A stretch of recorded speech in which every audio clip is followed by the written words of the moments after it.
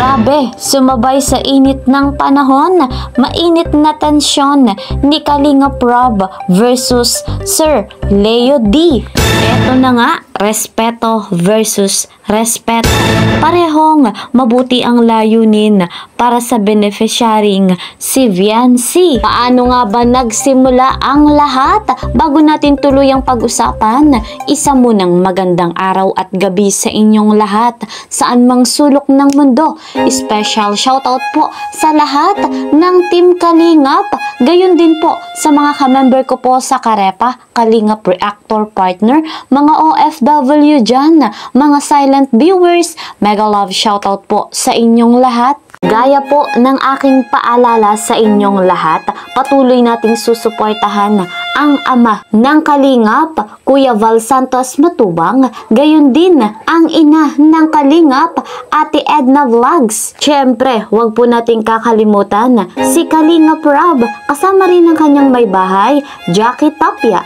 Batid natin na sobrang ganda ng kanilang layunin sa mundong ito. Saksi tayong buhay sa napakarami nilang natulungan, nabigyan ng pabahay, scholarship at financial assistance. Para mas marami pa nga pong matulungan, huwag nating pagsawaang panoorin yung kanilang vlogs. Ako rin po ay patuloy na naglalambing sa inyong lahat. Ako po si Kalingap Kel, humihingi ng suporta sa bago pa sa aking munting channel. Please po subscribe, like and share my videos. At para lagi po kayong updated, don't forget, click the notification bell. Eto na, grabe guys, napakainit nga po ng topic natin ngayon dahil sa pangyayaring hindi inaasahan. Ito po ay nagmula doon nga po sa pagpapatayo ng tindahan kay Viancy hanggang sa ganito na ang nangyari. Ito ay malaking pagkukulang ni Dr. Love. Hindi sana mauuwi sa ganito kung agad ay inugnay ni Dr. Love kay Kalingap Rob. Narito ang komento ni Sir Leo D, isang sponsor ni Bibi Viancy. Kanyang nabanggit, Rob, bago kayong magsabi, gusto mo sa ibang Benny magtulong. Ipatapos ninyo ang hanap buhay sa pamilya na yan. Ang mga sponsor handa tumulong.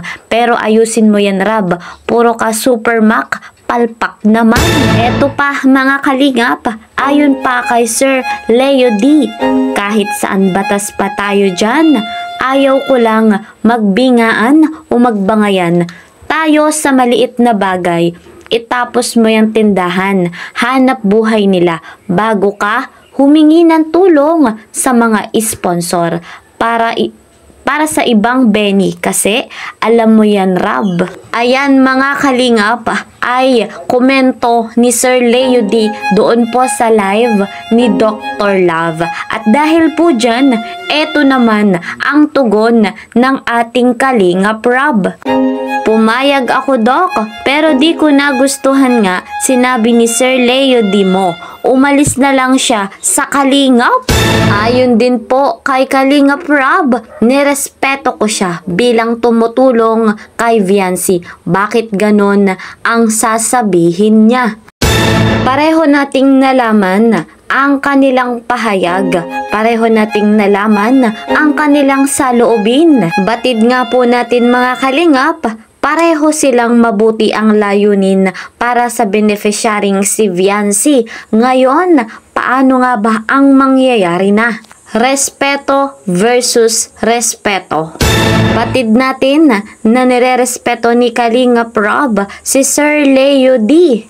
Ngunit hindi nga po nagustuhan ni Kalingap Rob ang nasabi nito.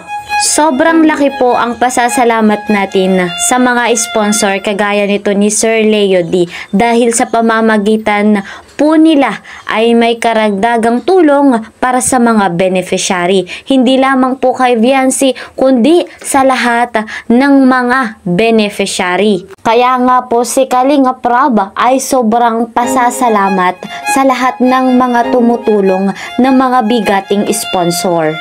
Kaya lamang mga kalingap, ang ating Kalingap Rob ay napuno na. Siyempre, pinapakitaan niya ng respeto, ngunit ganito ang kapalit.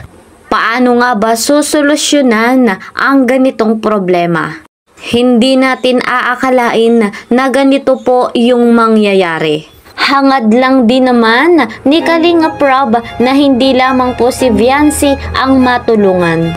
Ipinaliwanag naman po ni Kalingap Rob doon nga po sa kanyang live na marami pang beneficiary ang mas nangangailangan. Si Viancy po ay okay naman na. Pero, ang dapat i-priority nga po ay yung iba namang Kalingap Angels mga beneficiary. Ayon pa nga po mga kalingap kay Kalingap Rob na si Viancy po ay hindi pababayaan ni Kalingap Rob. Lalo pa nga po at meron ng velvet box. Kung saan, doon nga po sa first live selling sa Velvet Box ng Love Team na EDSI ay grabe guys, sold out dahil nga po doon napakalaking commission ang matatanggap ni Viancy. Ang gusto lamang namang mangyari ng ating Kalingap Rob, huwag mo nang galawin yung ganda ng view ng bahay ni Viancy. Kung maaari ay unahin muna yung gate. Hindi naman po siya hadlang na magkaroon ng business, na magkaroon ng tindahan sila Viancy. So, suportahan niya naman ito. Ngunit hindi pa sa ngayon, lalo pa at alam naman natin na maliit lamang ang kinikita sa tindahan. Ngayon, grabe guys, talagang mainit na ang tensyon ni Kalingap Rob versus Sir Leo D. Paano na nga po mga kalingap ang mangyayari ngayon? Kung nung una pa lamang talaga ay binanggit na ni Dr. Love, hindi po sana mangyayari yung ganitong tensyon. Masasabi talaga nating kinulang sa ugnayan, kinulang sa paalam, kinulang sa respeto. Mga kalingap, lagi nating tandaan, erespeto natin ang ama ng kalingap, Kuya Val Santos Matubang. Gayon din, erespeto natin si Kalingap Rob. Ngayon po guys mga kalingap, antabay lamang tayo sa kung ano pa ang magiging reaksyon ng parehong panig ni Sir Leo D at ni Kalingap Rob. Alamin din po natin ang reaksyon ni Kuya Val Santos Matubang at kung ano nga ba ang magiging pahayag ni Dr. Love. So, mga kalingap, saludo naman po tayo sa kabutihang puso na ipinakikita ng mga bigating sponsor sa mga beneficiary. Pero, huwag po nating kakalimutan yung respeto para sa isa't isa. At tandaan natin, we are one kalingap, one family. Sa ngayon, ito po muna ang ating update. See you po sa next video. Mag-iingat po kayo palagi. God bless everyone. God bless Team Kalingap. Bye-bye!